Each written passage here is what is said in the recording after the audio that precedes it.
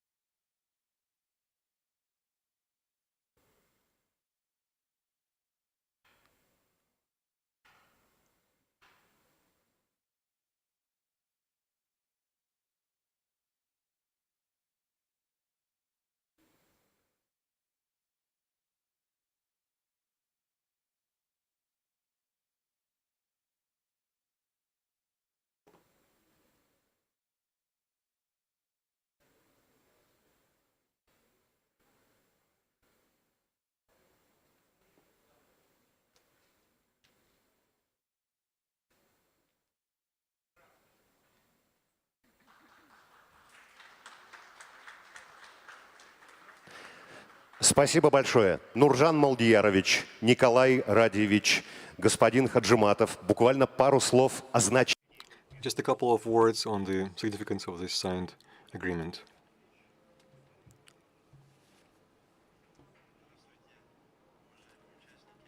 Dear participants, colleagues and friends, today we have signed a trilateral agreement on further cooperation in water resource management with elements of digitization and automation. This is the result of our last 6 months' efforts, and I believe that signing this document would be a good stimulus in water saving, rational water use, and water economy in our country. Thank you so much. Dear friends, it's extremely important, today's agreement. We've been discussing this topic of rational water use, right water management in the region, and the need to be prepared for some situations in order to prevent water stress in the region. And digitalization of water accounting, establishment of the monitoring centers, developing feasibility study for water basins.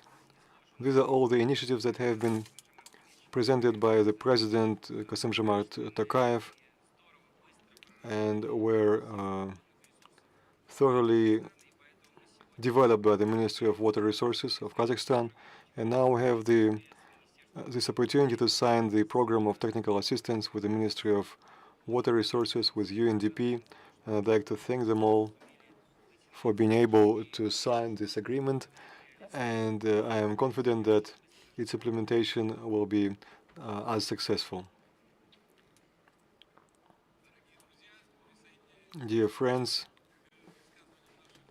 I'd like to support my colleagues that for UNDP in Kazakhstan, this agreement is very symbolic.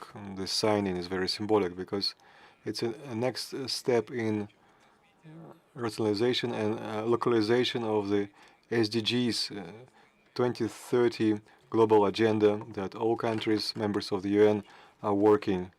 The issues of today's signing are not only Kazakhstani but regional, sub-regional, and which covers Central Asian countries and Aral Sea Basin and Caspian Sea Basin, because this will be digitalization of water economy, help in creation new water irrigation structures, which will be efficient, more modern, more technological.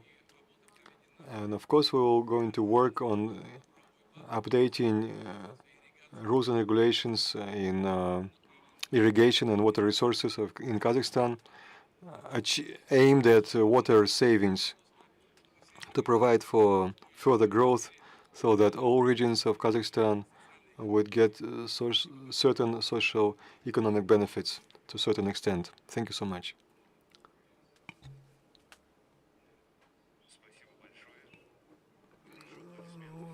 Let us upload to our dear esteemed signatories. Thank you.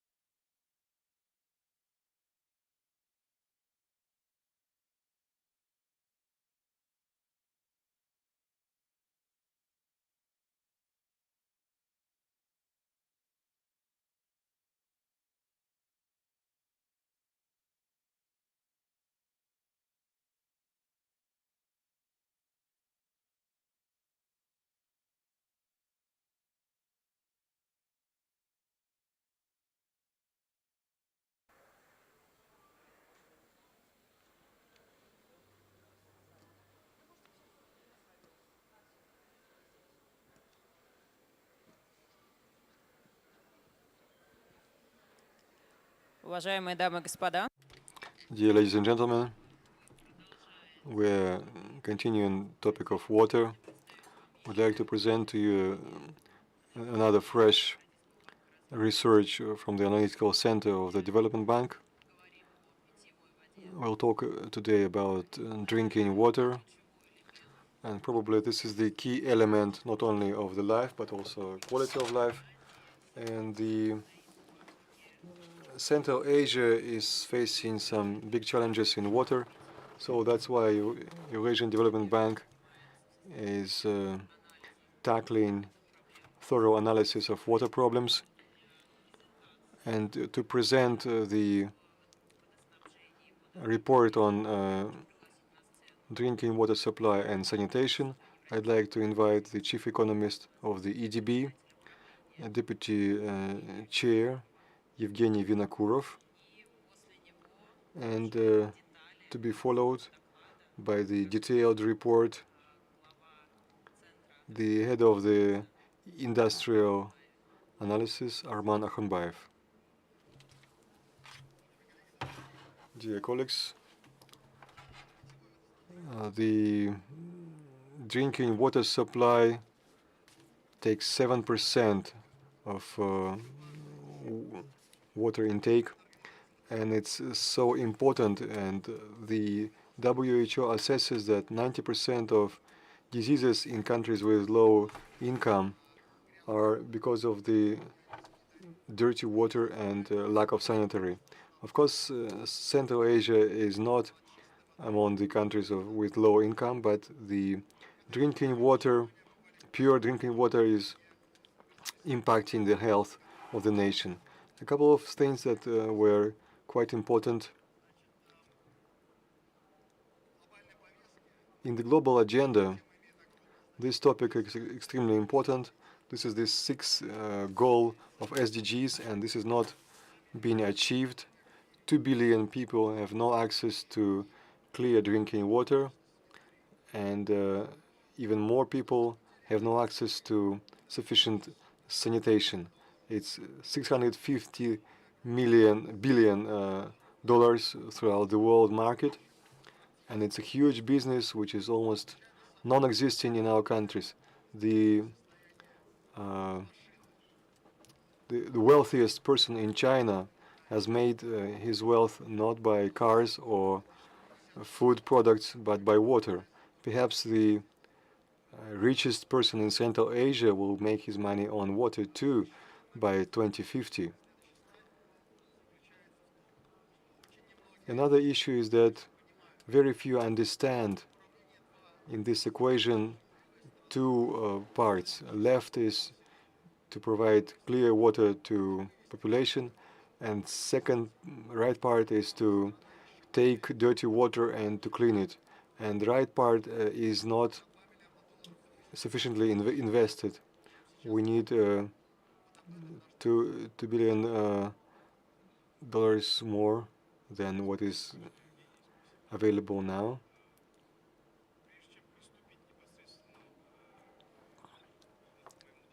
Before starting my presentation, my report, I'd like to clarify that we as economists were using economical approach. So first we need to do diagnostics to understand the factors that determine the sector conditions and that will determine them in the future.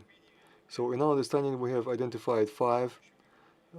They do not have to be many, but they are key factors. And the first factor is the shortage of water resources, and that is what we had a lot of research, and this was mentioned at our session, that for the next several years there will be a deficit of water, shortage of water, and that should be included in all our plans. We need to perceive this as a reality. And the second important factor which impacts our drinking water supply is aging infrastructure. Third is the deteriorating quality of water. It's very important for this sector. It should not be not only water but clean quality water which does not deteriorate health of the population. And the fourth important factor is a bad management practice. How we manage this sector is extremely important for the entire sector. And the last factor, forward-looking factor, it's very high urbanization in Central Asia, one of the fastest in the world. Since 1990s and until now, we see a sustainable, solid growth of water intake. It has doubled and is almost 9 cubic kilometers. But this increase did not materialize in adequate investment in this sector. So now we are in a situation of a very high tear and wear of the infrastructure. In some countries it's up to 80%, 80, and it's much higher than what we've seen in irrigation infrastructure. It's 50%. Here it's up to 80%. Also, there are significant water losses, which is 55% of water, almost half of water we lose in distribution networks, and 14 million people have no access to clean drinking water. Mostly this is rural people and less in the cities. Physical access in cities and in Central Asia to water is 87%. But this access does not mean automatically access to safe drinking water. Because as we've seen before, it was mentioned that the quality of water is the main characteristic. So when making our diagnostics, we found some More than 70% there is tear and wear. In Uzbekistan, 1/3 of population are using the water which does not correspond with necessary standards. And these are important figures which reflect the critical situation in this sector. So why we came to this situation? We agree with the conclusions of many international organizations that in this sector the problem is not lack of water physically, but it's management.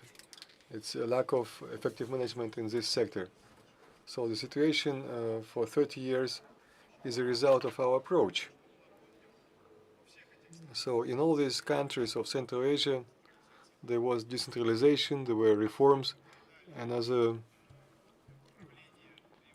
reforms have continued, many water supply sites were given to the cities, to the villages, and to the population during privatization.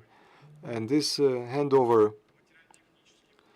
did not meet the financial support. So we have here shortage of investment, deterioration of water quality, and the increase of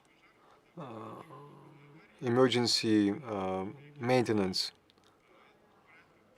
It's like fire extinguishing, and the expenses would be 3 times less if we would do preventive planning approach to this sector management.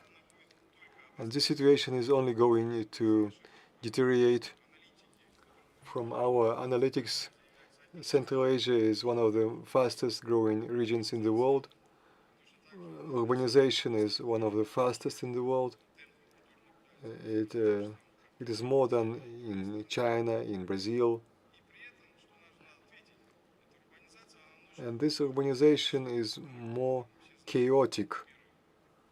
We know examples around big cities like Almaty, Bishkek, forming such belts of people who are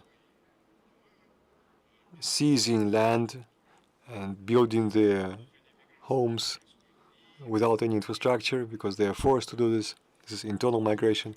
And this urbanization pressure is going only to be stronger. It's a very important big factor, and it's a challenge that we need to cope in the region. And it's going to impact the state of water supply and sanitation. In our work, we have made some diagnostics. We need to understand who is investing money, where investing. So we've made a detailed analysis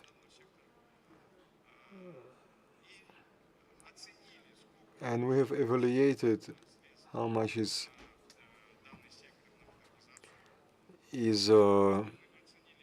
budgeted for this sector, for its modernization, and we have assessed the necessary needs to reach SDG 6 by 2030. And as a comparison, we've identified a difference, a financing gap, and this is a big financing gap, $12 billion per year, which means $2 billion per year. So in the future, we need $2 billion every year. So the problem is where to take them from, because we've looked at the budget and there are significant budget constraints. So we need to understand where we're going to take these funds from. One of the first solutions is to use more international financial organizations. These organizations are actively financing this sector, and their portfolio is $4.5 billion. Out of them, 85% were sent to the sector within the last 6 months. So we have instruments, we have understanding how to interact. We need to use and unlock this potential. As of now, it's still sovereign funding. but we have very good cases of corporate financing or non-sovereign financing, very good project in Shymkent, where ADB has applied a very important project, and Almaty was the pilot city where we have such projects.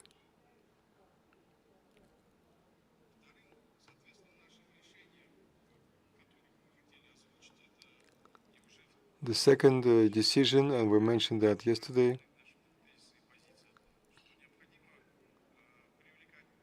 that it's necessary to attract private investors and private capital into the sector. This provides for additional opportunities. So we have this experience in England, in France, in other countries. We have one pilot project here in Shymkent, and attraction of private players into this sector.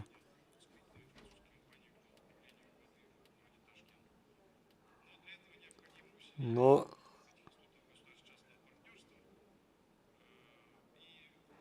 we need to strengthen PPP and make necessary measures to strengthen this. And in that case, the interest of the partners will increase. Another important suggestion is to review possible traffic policy,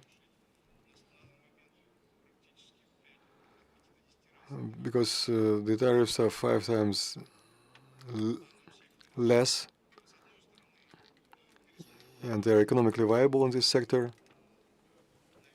So this review would allow us to sort the users, increase their accountability for wasting products, wasting food, and at the same time find new sources. And this is possible if we are providing subsidies and benefits to support these private players, at the same time conducting. We see that that's quite possible and becomes economically viable.